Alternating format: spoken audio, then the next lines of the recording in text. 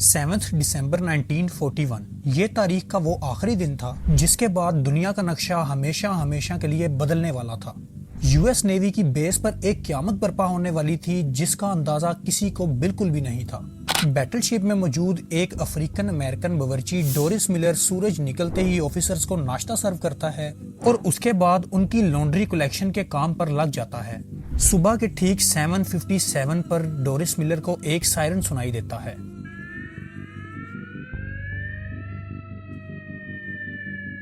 وہ سائرن جو کوئی بھی سیلر اپنی سروس میں بالکل بھی نہیں سننا چاہتا۔ وہ فوراً باہر نکلتا ہے اور یہ دیکھ کر حیرت زدہ رہ جاتا ہے کہ پورا آسمان جیپنیز بامبر ایئر کرافٹ سے بھرا ہوا ہے۔ پلک جھپکتے ہی پوری نیول بیس پر جیسے کوئی قیامت ٹوٹ پڑی ہو، کیونکہ جیپنیز ایئر کرافٹس نے چن کر امریکن شپس کو تباہ کرنا شروع کر دیا تھا۔ یہ حملہ یو ایس کی پرل ہاربر بیس پر کیا گیا تھا۔ ڈورس ملر نامی ایک باورچی کو امریکہ کا سب سے بڑا ایوارڈ کیوں دیا گیا، اور آج ہم اس انٹرسٹنگ ویڈیو میں یہ جانیں گے کہ جاپان نے امریکہ جیسے ملک پر حملہ کرنے کی اتنی بڑی غلطی کیوں کی تھی، اور امریکہ نے جاپان پر نیوکلیئر حملہ کیوں کیا تھا۔ Welcome to the show, you are watching Mr Panic. اس کہانی کی شروعات 1941 میں ہوتی ہے جب ورلڈ وار 2 میں امریکہ نے چائنا کو بچانے کے لیے اپنا سب کچھ داؤ پر لگا دیا تھا۔ ہوا کچھ یوں تھا کہ ورلڈ وار کو سٹارٹ ہوئے 3 سال گزر چکے تھے، جس میں ایک سائیڈ پر جرمنی اور اٹلی تھے جبکہ دوسری سائیڈ پر برٹین، نیدرلینڈ اور فرانس تھے۔ اس جنگ میں امریکہ کا کوئی پارٹ نہیں تھا۔ امریکہ بالکل نیوٹرل تھا کیونکہ ورلڈ وار 1 میں ہوئے نقصانات کی وجہ سے امریکہ خود کو یورپ اور ایشیا میں ہونے والی جنگ سے بالکل دور رکھنا چاہتا تھا۔ مگر ایک ملک ایسا تھا جو امریکہ کو بار بار ستائے جا رہا تھا، اور وہ تھا جاپان۔ جاپان کے پاس نیچرل ریسورسز کم ہونے کی وجہ سے وہ اپنے آس پڑوس کے سبھی ملکوں پر دھڑا دھڑ قبضہ جما رہا تھا تاکہ وہ اپنی نیچرل ریسورسز کی ڈیمانڈ کو پورا کر سکے۔ کوریا، تائیوان اور چائنا کے بڑے علاقوں پر جاپان قبضہ کر چکا تھا۔ پیسیفک اوشن میں ہی جاپان کے قریب فلیپینز، ملیشیا اور انڈونیشیا پر بھی اس کی نظر تھی، پر مسئلہ یہ تھا کہ ملیشیا برٹش کالونی تھی، انڈونیشیا نیدرلینڈ کی اور فلیپینز نیوٹرل رہنے والے امریکہ کی کالونی تھی۔ ان ملکوں کو جاپان کا دوسرے ملکوں پر قبضہ کرنا بالکل بھی ٹھیک نہیں لگ رہا تھا، کیونکہ جاپان کے پیچھے اصل میں ہٹلر کا ہاتھ تھا، اور ہٹلر برٹین اور امریکہ کا بہت بڑا دشمن تھا۔ جاپان کی یہ حرکتیں دیکھ کر جولائی 1941 میں امریکہ نے جاپان کو آئل دینا بند کر دیا۔ جاپان کے پاس خود کا آئل نہیں تھا، اس لیے اس کی ڈیمانڈ کا 80% آئل وہ امریکہ سے ہی امپورٹ کرتا تھا۔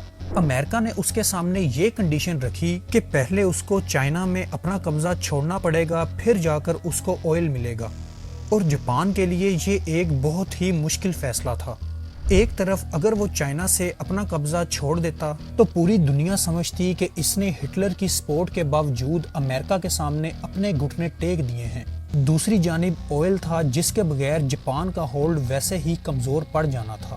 جاپان نے فیصلہ کیا کہ وہ چائنا سے اپنے فوجی واپس نہیں بلوائے گا، بلکہ اندر ہی اندر اس نے یہ پلان کیا کہ وہ آئل کے لیے انڈونیشیا پر قبضہ کرے گا، مگر یہ کام اتنا آسان نہیں تھا۔ جیسا کہ ہم پہلے بھی یہ جان چکے ہیں کہ انڈونیشیا اس وقت نیدرلینڈ کی کالونی تھی، اور وہاں پہنچنے کے لیے یہ ضروری تھا کہ پہلے فلیپینز پر قبضہ کیا جائے جو کہ امریکہ کی کالونی تھی۔ جاپان کو یہ اچھی طرح سے معلوم تھا کہ اگر اس نے فلیپینز پر حملہ کیا تو اس کی جوابی کارروائی پیسیفک اوشن میں ہی موجود امریکن نیول بیس پرل ہاربر سے کیا جائے گا، لیکن کیونکہ جاپان کے پاس آئل ریزروز اب تیزی سے ختم ہوتے جا رہے تھے اور ان کے پاس حملہ کرنے کے بغیر اور کوئی بھی آپشن نہیں بچا تھا، اور وہ حملہ فلیپینز پر نہیں ڈائریکٹ پرل ہاربر پر کیا جانا تھا جہاں سے امریکہ جوابی کارروائی کر سکتا تھا۔ جاپنیز ملٹری لیڈر نے یہ فیصلہ کیا کہ وہ امریکہ کی پرل ہاربر بیس پر ایک سرپرائز اٹیک کر کے پوری بیس کو ہی اڑا ڈالیں گے تاکہ اس کے بعد جاپان آسانی سے فلیپینز پر قبضہ کر سکے۔ جاپان اب چپکے سے پرل ہاربر پر اٹیک کرنے کی تیاری میں لگ چکا تھا۔ اس نے اپنی فلیٹ تیار کرنا شروع کر دی جس میں 2 بیٹل شپس، 39 سب میرینز، 30 ڈسٹرائرز اور حیران کن طور پر 414 بامبر ایئر کرافٹس تھے۔ ان ایئر کرافٹس کو 6 ایئر کرافٹس کیریئر کے ذریعے پرل ہاربر کی طرف روانہ کیا گیا۔ دوسری طرف اگر پرل ہاربر پر کھڑی امریکن فورس کا اندازہ لگایا جائے تو اس میں 8 battleships, 59 anti aircraft ships, 4 submarines اور 390 ایئر کرافٹس تھے۔ دیکھا جائے تو امریکہ کے پاس جاپان کا حملہ ناکام بنانے کے لیے کافی فورس موجود تھی، لیکن اس کے لیے ضروری تھا کہ ان کو اس حملے کی انفارمیشن پہلے سے مل جائے۔ مگر جاپان یہ اٹیک ہر طرح سے سیکرٹ رکھنا چاہتا تھا، اسی لیے جاپانیز کمانڈر نے فیصلہ کیا کہ حملے سے پہلے وہ کسی قسم کی بھی وائرلیس کمیونیکیشن سے دور رہیں گے۔ جاپان سے نکلنے والی فورس قریب 8000 کلومیٹر کا فاصلہ طے کر کے اب پرل ہاربر سے صرف 370 کلومیٹر دور تھی، اور یہی وہ پوائنٹ تھا جہاں سے ایئر کرافٹس کو حملہ کرنے کے لیے ٹیک آف کروایا گیا۔ یہ ورلڈ وار 2 کا سب سے بڑا حملہ ہونے والا تھا، جس میں امریکہ ابھی تک شامل ہی نہیں تھا۔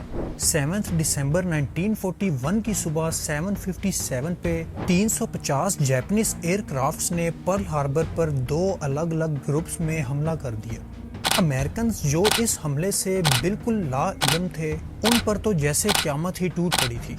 جاپانیز ایئر کرافٹس کے پہلے گروپ نے گولوں کی بارش کر دی تھی۔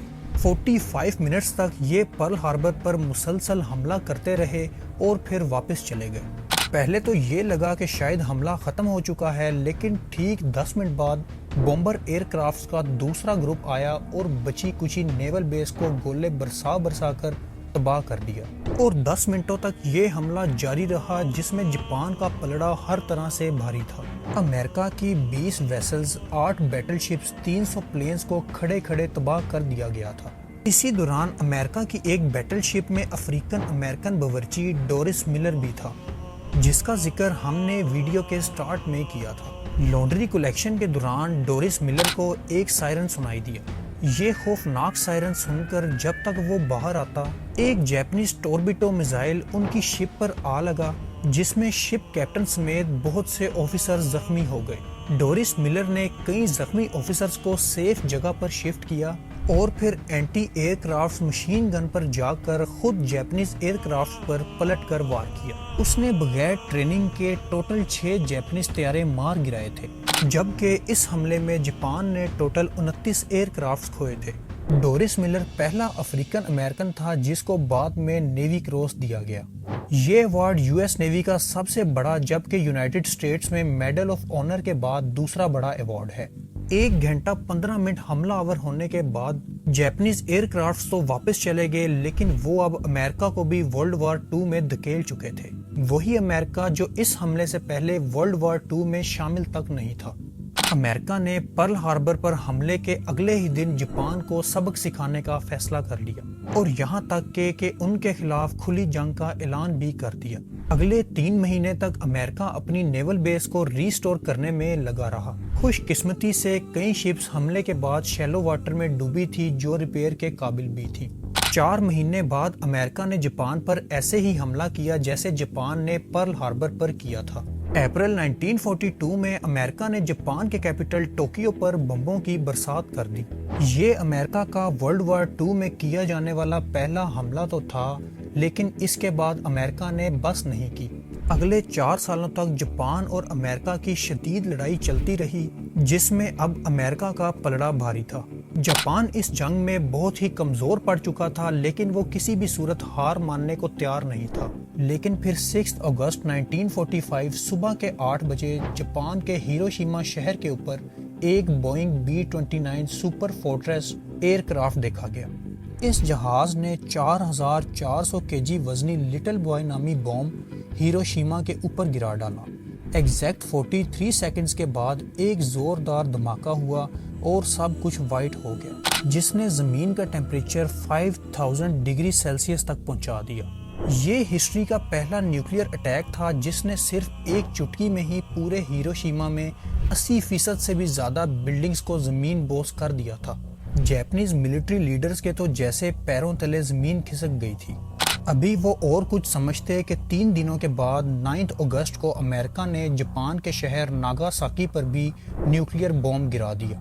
یہ مارک 3 بوم تھا جس کا کوڈ نیم فیٹ مین رکھا گیا تھا۔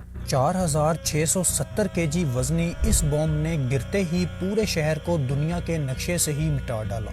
یہ وہ 2 نیوکلیئر بومز تھے جو انسانوں پر استعمال ہونے والے پہلے اور آخری بومز تھے۔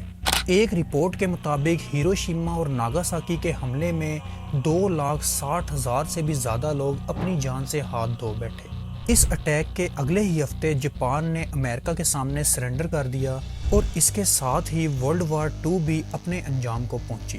آپ سب کی اس بارے میں کیا رائے ہے کمنٹ سیکشن میں ضرور بتائیے، اور اسی کے ساتھ مسٹر پینک کو اجازت دیجیے۔ اپنا خیال رکھیے، گڈ بائے۔